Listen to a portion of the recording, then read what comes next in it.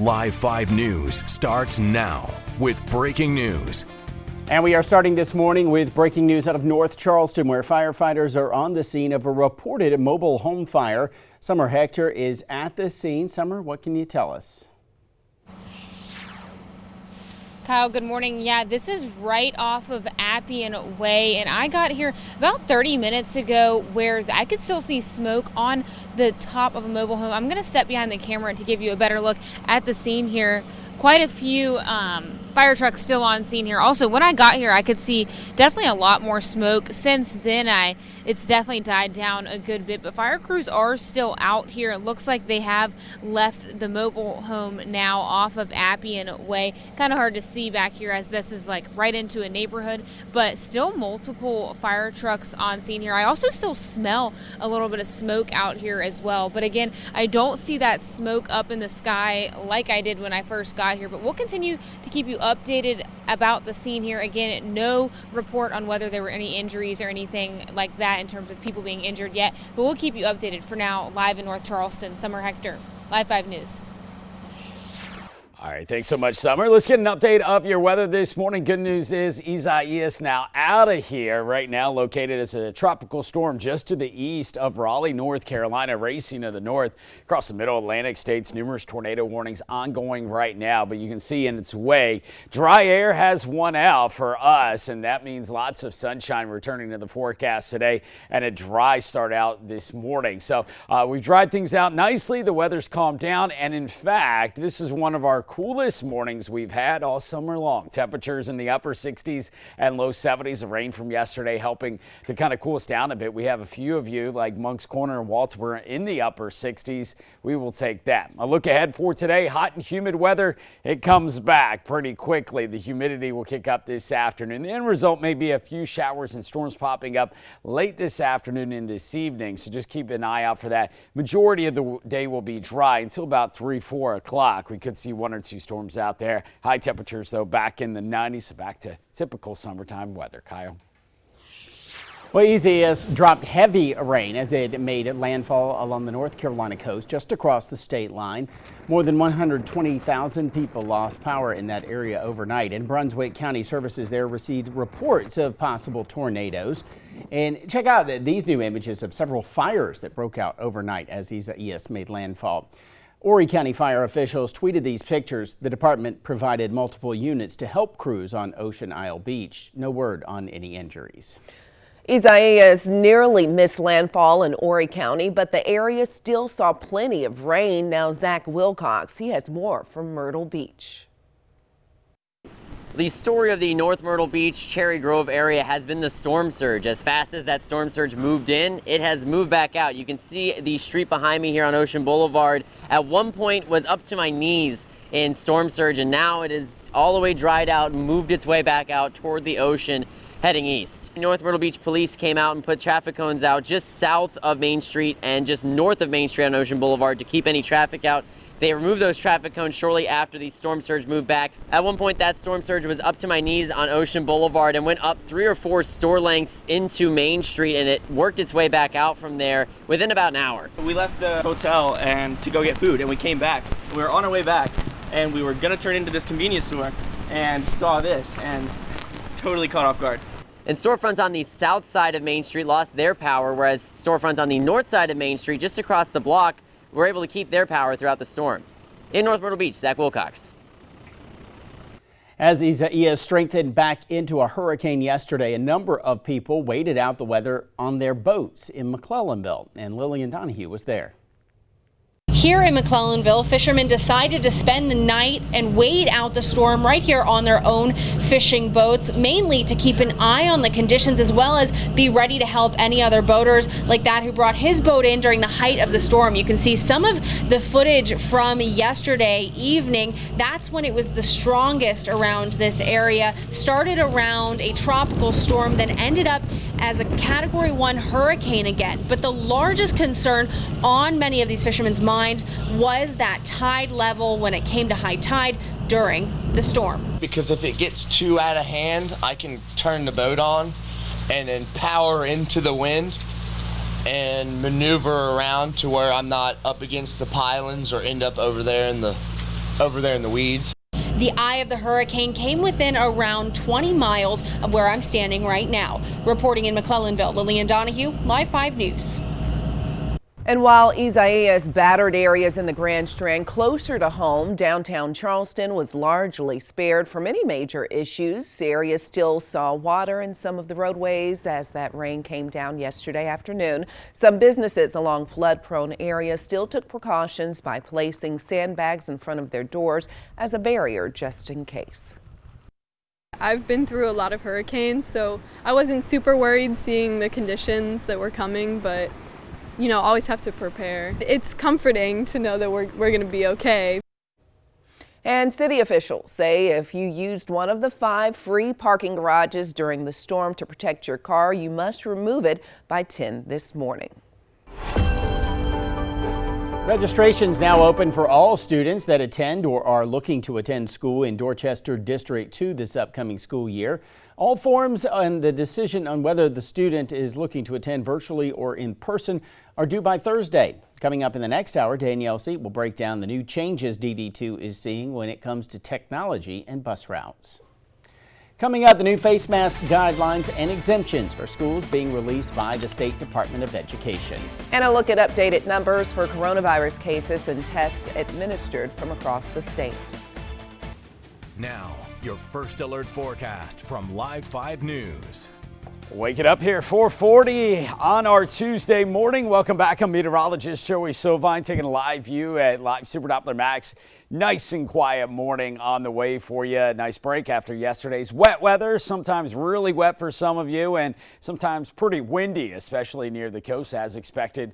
Nothing major for us. The worst of the weather kind of slid by just to the east, and you can see that now pushing up across North Carolina. There's the spin on Tropical Storm Isaias as it moves up into eastern parts of Virginia. There have been numerous reports of tornadoes, at least tornado warnings, and likely tornadoes as this moves northward. Will go right up the I-95 corridor today.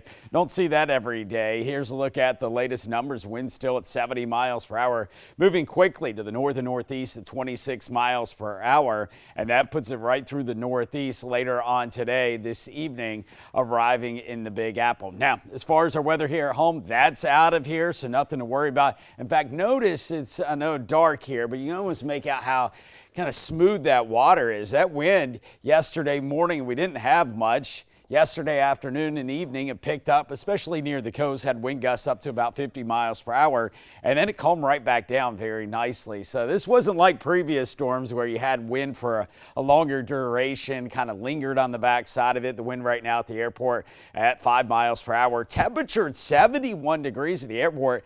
That's one of the coolest mornings all summer long. So the rain helped to cool things down a bit. Now, it won't last very long, so enjoy it while we have it. But if you're headed out for a morning walk, sitting out on the porch, taking the dog out for a walk, I think you'll like 68 in Moncks Corner, 68 degrees right now in Walterboro. Today, though, the heat comes back, and so will the humidity. So enjoy the break. By this afternoon, the humidity starts to come up. We get back into the 90s, and yep, the end result will be a couple of showers and storms. They will be holding off until late this afternoon and this evening. So a lot of today will be dry. Not everybody's going to see rain. Rain chance only about 20 to 30% late this afternoon. 87 degrees at noon. We'll be in the low 90s for high temperatures today. Do want to give you kind of a word of caution if you're headed out to the beaches today. We do have a moderate risk of rip currents kind of left behind. Some residual swell coming from Isaias as it moves away. So just be careful. Maybe try to stay out of the water and not go out too deep. 88 degrees forecast high. Otherwise, it's back to summertime for us. No big deviation from before the storm. Temperatures back hot again. 92 tomorrow, or today rather, 90 tomorrow. Scattered showers and storms. A little bit better chance midweek, and then typical summertime weekend with highs in the low 90s. State health officials are reporting more than 1,100 new cases of COVID-19, as well as 11 more virus-related deaths. That includes a middle-aged person in Charleston County and an elderly patient in Dorchester County. As of Sunday, DHEC says more than 787,000 coronavirus tests have been conducted, and this update brings the total number of people confirmed to have had COVID-19 in the state since the outbreak began to more than 92,400. Among those cases, 930 South Carolina Department of Corrections inmates and nearly 300 staff members have tested positive since the start of the pandemic. At Lieber Correctional in Dorchester County, 40 inmates and staffers have been diagnosed, and there's more than 200 at McDougal Correction in Berkeley County. Now, institutions are part of a targeted COVID-19 testing with the Department of Corrections. State education officials are giving more guidance on face mask requirements for students and teachers inside the classroom this fall. The Department of Education says students will be required to wear them on the bus and while moving through the school, but teachers can tell their students to remove the face coverings while they're in the classroom. There are some exceptions to the mask mandates. Students younger than 2 years old and those who have trouble breathing don't need to wear one. Students unable to remove the mask without help or those with special health or educational needs are also exempt. Police in North Charleston say they're looking for a person who stabbed a man to death after an argument at a bus stop. The Charleston County Coroner's Office says 38-year-old Travell Johnson was stabbed Saturday night at a stop along Rivers Avenue. Police say they found Johnson dead in a nearby parking lot. Anyone with information is asked to call police. Officials in Newberry County have arrested a man in connection with a deadly boat crash. Deputies there say 3 boats were out together on the Broad River waterway when Dylan Steele's boat collided with another, killing 2 people. Deputies say those on the 3rd boat witnessed the crash. The cause of death for those victims have not been released yet. Steele is facing 2 counts of felony boating under the influence causing death. Still ahead, a federal judge is speaking out for the first time since her son was killed in a shooting at her home. What she's calling for now. But first, a look at how officials and residents in the Northeast are preparing as they expect more impacts from the storm. Now, your first alert forecast from Live 5 News. Well, the weather has quieted down pretty nicely after what was a wet Monday for many of you. Windy for some, especially near the coast. Now quiet for all here as we wake up on our Tuesday morning. Temperatures outside, I think you're really going to like this morning with all the rain around and a northerly wind on the backside of this storm. We're starting out in the low 70s. We've had so many mornings this summer where we started out in the mid 70s, upper 70s. It's felt like the 80s to begin today. Well, we'll take around 70 degrees, so very comfortable start if you're a morning runner. I think you'll find it a little bit easier this morning out there. Now, once we get past about 8 o'clock, obviously those temperatures warm back up as we get more sunshine today. But outside of a couple of isolated late afternoon and evening showers and storms, you can kind of see there popping up on Future Tracker. It's going to be back to more like typical summer weather, right? What we had on Sunday. We just took a little bit of a pause yesterday, and now it's back to hot weather. Temperatures making it up at least to 90, if not hotter than that this afternoon. So isolated late day storms, comfortable morning, hot afternoon. Aisha. Well, Joey, as the storm is now moving away from the Carolinas, as you said, after making landfall, it's now taking aim at the mid-Atlantic region as well as the Northeast. Laura Podesta is in New York with the very latest.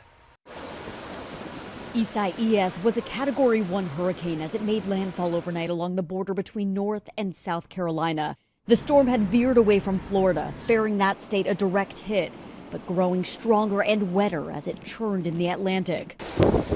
Communities along the coast have been inundated. In Oak Island, North Carolina, streets were covered with a mixture of floodwater and sand. As much as 8 inches of rain was expected in some places, accompanied by a 3 to 5 foot storm surge. Our biggest concern is storm surge. We have very low-lying areas. We've evacuated Hatteras Island down to our south.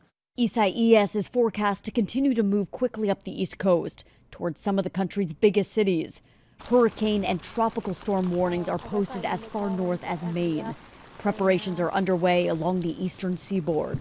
I'm here to get sandbags from my back door and my vents in front of my house. Here in New York, officials are bracing for what could be the strongest wind gusts since Superstorm Sandy hit in 2012. On Monday, workers installed a new flood barrier system in lower Manhattan. Take this storm seriously. Please take precautions, because this is the kind of thing that comes on fast and people need to be ready. Over 100 of these 37-foot-long tubes will be filled with water before Isaias arrives, then set up along the edge of the East River, where they will hopefully be able to keep the tide at bay. Laura Podesta, CBS News. And Isaias has been blamed for at least 2 deaths in the Dominican Republic. There is no word just yet on any deaths within the U.S. Progress is slow as lawmakers work to craft another major response to the coronavirus pandemic. Negotiators on the huge relief bill met yesterday in the Capitol to focus on issues like food for the poor and aid to schools. The White House is seeking another $1,200 stimulus payment. Democratic House Speaker Nancy Pelosi seems to agree, but is also looking for money for state and local governments. All sides predict a long road ahead despite the lapse of a $600 per week expanded unemployment benefit at the end of July. Several more days of talks are expected. House Democrats have subpoenaed 4 top aides to Secretary of State Mike Pompeo, saying the Trump administration is stonewalling their investigation into the firing of the State Department's top independent watchdog earlier this year. Former State Department Inspector General Steve Lennick appeared for a closed-door interview in that probe in June, and he told investigators he was pushed to dissuade his office from conducting a review of a weapons sale to Saudi Arabia. House members say they subpoenaed the officials because they were refusing to negotiate in good faith. The U.S. Postal Service says it will be able to handle the extra mail from November's general election. The statement comes after President Trump suggested that the Postal Service might not be able to deal with an expected increase of mail-in ballots. Mail deliveries have recently slowed down by at least 2 days in some places, but workers are blaming new procedures pushed by the Postmaster General Trump supporter Louis DeJoy. Now those delays are raising fears that some ballots might not reach election offices in time if those problems are not fixed. Well, officials say a wildfire east of Los Angeles that has forced thousands of people from their homes was sparked by a manufacturing malfunctioning diesel vehicle. They say that vehicle spewed burning carbon from its exhaust system, starting several fires that began Friday. Now, as of late last night, the Apple fire was 7% contained and consumed nearly 42 square miles of dry brush. There are no reports of injuries at this time. My family has experienced a pain that no one should ever have to endure. Federal Judge Esther Salas is speaking out for the first time since her son was killed and her husband shot at their New Jersey home last month. She went on YouTube and called for greater privacy protections for judges. Officials say the gunman was a men's right attorney Roy Den Hollander, who had argued a case before Judge Salas. He was later found dead, believed to have shot himself.